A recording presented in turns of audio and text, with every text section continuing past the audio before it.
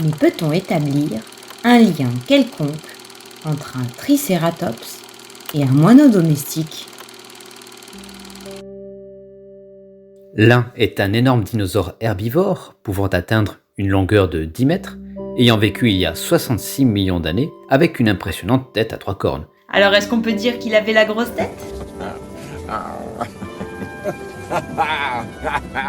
L'autre est un tout petit oiseau, tout mignon, qui vient grignoter les restes de votre sandwich sur le quai de la gare et qui s'installe en communauté sous les toits de nos maisons. L'un a disparu. L'autre, pas encore, mais le moineau domestique est une espèce qui risque de disparaître à cause d'une myriade de facteurs liés à l'activité humaine, malheureusement. Et pourtant, en dépit de toutes les apparences, ces deux espèces sont bien plus proches qu'il n'y paraît. Et avant de faire la découverte de leur proximité, si nous définissions un peu les termes. Oui, car dans l'imaginaire collectif actuel, le mot dinosaure est spontanément associé à des êtres fascinants, parfois effrayants, et omniprésent dans les livres pour enfants et rendu populaire grâce au succès de films hollywoodiens dont nous tairons le nom évidemment. Bienvenue à Jurassic Park.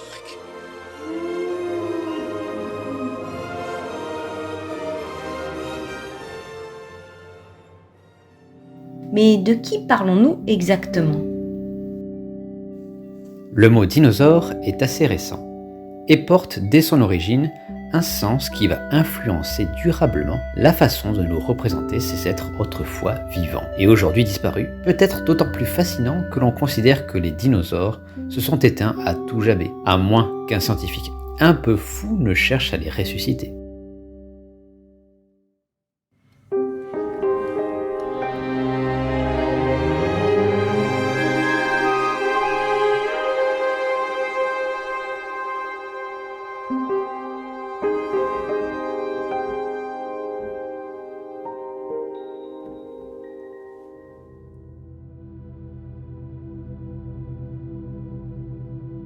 Le mot dinosauria a été inventé par le zoologiste Richard Owen en 1842 pour désigner un ensemble d'espèces disparues ayant l'apparence, comme le suggère l'étymologie du terme, de gros lézards terribles. Terrible et effrayant, qui fait très peur ? Non, simplement terriblement grand, car les premiers fossiles trouvés suggèrent des êtres de taille considérable. Par exemple, imaginons le Megalosaurus, décrit en 1824 comme un reptile géant de 6 à 7 mètres de long. La découverte progressive de nouveaux fossiles et la naissance d'une science, à savoir la paléontologie, mot inventé en 1822 par Henri-Marie Ducrotay de Blainville, étudiant les êtres disparus fossilisés, font naître dans l'imaginaire scientifique et bien au-delà un ensemble de représentations des dinosaures suscitant à la fois la peur et les fantasmes. À ce tableau pittoresque, peuplé d'êtres géants, herbivores et carnivores, s'ajoute la fascination pour l'idée d'une terre primitive, sans êtres humains, d'un monde jeune, peuplé d'êtres qui resteront pour nous aujourd'hui irréductiblement mystérieux, car ils auraient définitivement disparu. À ses débuts, la science paléontologique alimente ces représentations, mais peu à peu, ces méthodes se peaufinent, ces moyens techniques progressent, pléthore de fossiles sont découverts, et sa coopération avec d'autres sciences comme la génétique ou l'éthologie élargissent la connaissance des dinosaures, de leur apparence et de leur comportement.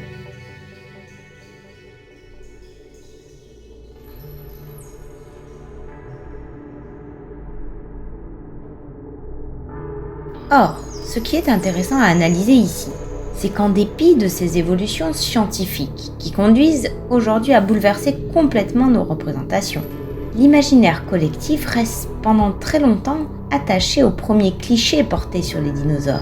Combien d'enfants jouent encore aujourd'hui avec des figurines de T-Rex, mâchoires grandes ouvertes, dents tranchantes, longue queue qui traîne au sol et des tout petits bras ? Cette divergence progressive entre connaissances scientifiques et imaginaire collectif montre à quel point il est difficile et lent de dessiner de nouvelles représentations collectives. Mais heureusement, ce n'est pas impossible. Et pour opérer ces changements, la science doit coopérer avec un domaine qui lui est généralement opposé, à savoir l'art. Car le seul moyen de se représenter des êtres considérés comme disparus, c'est bien de les imaginer et de les faire revivre à travers des gravures, des dessins, des peintures, des histoires racontées ou des films. Et la paléontologie est une des disciplines qui permet d'opérer ici une inversion des hiérarchies traditionnellement établies entre science et art.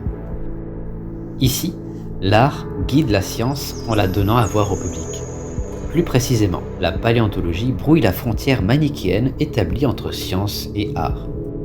Épistémologiquement parlant, l'imagination et l'art sont au cœur même de la démarche scientifique.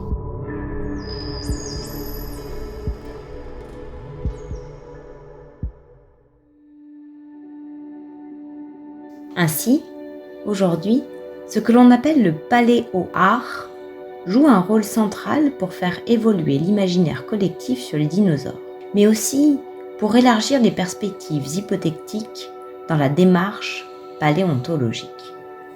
Un tel bouleversement dans les représentations des dinosaures pourrait avoir une influence sur toutes les sciences actuelles qui s'intéressent aux êtres vivants et à leurs interactions, l'éthologie et l'écologie principalement.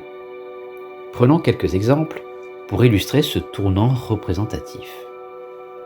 Tout d'abord, un exemple d'herbivore. L'iguanodon a, en ce sens, connu une sacrée métamorphose.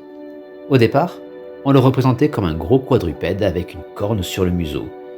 Puis, petit à petit, il est devenu bipède, avec une queue qui traîne à terre, proche des kangourous, et sa corne initiale s'est transformée en pouce.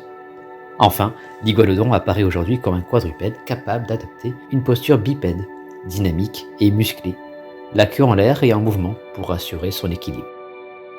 Prenons alors un autre exemple, un exemple de carnivore, le Spinosaurus, qui n'a rien à voir avec Baruch Spinoza, il me semble. Il a d'abord été représenté comme un dinosaure bipède avec une voile dorsale et des mâchoires imposantes, à l'instar de son ami le Tyrannosaurus.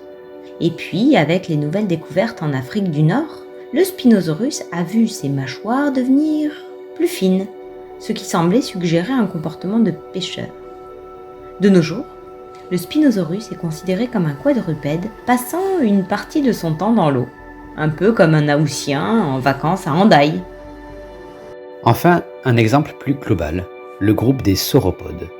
Après les premières découvertes des dinosaures comme le Diplodocus ou le Brachiosaurus, les paléontologues n'arrivaient pas à imaginer ces animaux comme des êtres évoluant sur la terre ferme, à cause de leur gigantisme.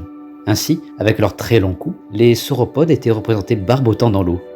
Aujourd'hui, nous les imaginons volontiers se promener sur Terre et y passer l'essentiel de leur vie. Ainsi, ces exemples montrent qu'une pléiade d'artistes œuvre de nos jours pour partager ces nouvelles images et pour donner naissance à de nouveaux récits qui n'ont rien perdu de leur pouvoir de captation et de stimulation pour les petits et pour les plus grands, évidemment. Alors, pour ne pas perdre le fil de notre histoire, quel lien peut-on établir entre un tricératops et un moineau domestique ?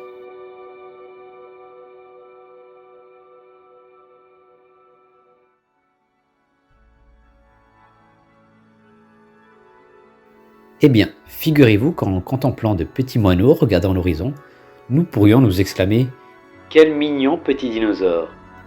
Car la définition actuellement admise de dinosauria est la suivante. Prenons l'ancêtre commun le plus récent au tricératops et aux moineaux domestiques. Eh bien, tous les descendants de ce papy sont des dinosaures. Le moineau domestique, comme tous les oiseaux vivants actuellement, sont par conséquent des dinosaures. Difficile d'imaginer cette proximité, n'est-ce pas ? Eh bien, pour faciliter cela, la plume peut nous aider.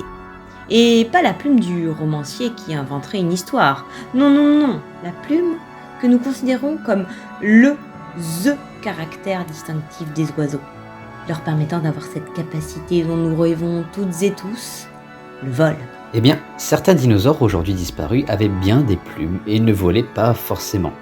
Ce qui suggère que les plumes ne sont pas intrinsèquement liées au vol, qu'elles auraient donc eu originellement une autre fonction.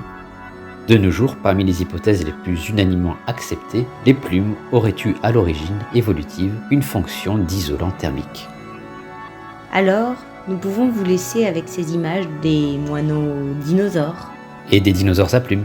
pour nourrir vos réflexions et votre imaginaire, On se retrouve au prochain épisode. au fil duquel nous allons voler avec les oiseaux.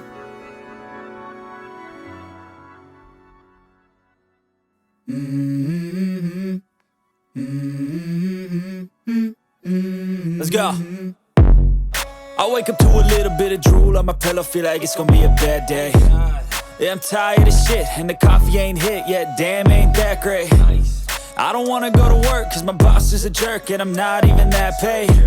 I need a change in my life, cause I don't feel alive, and there's nothing that makes me happy. Hold my beer for a minute, I'm about to quit my job, cash in for a ticket. I'm going on a trip, and I don't plan to visit.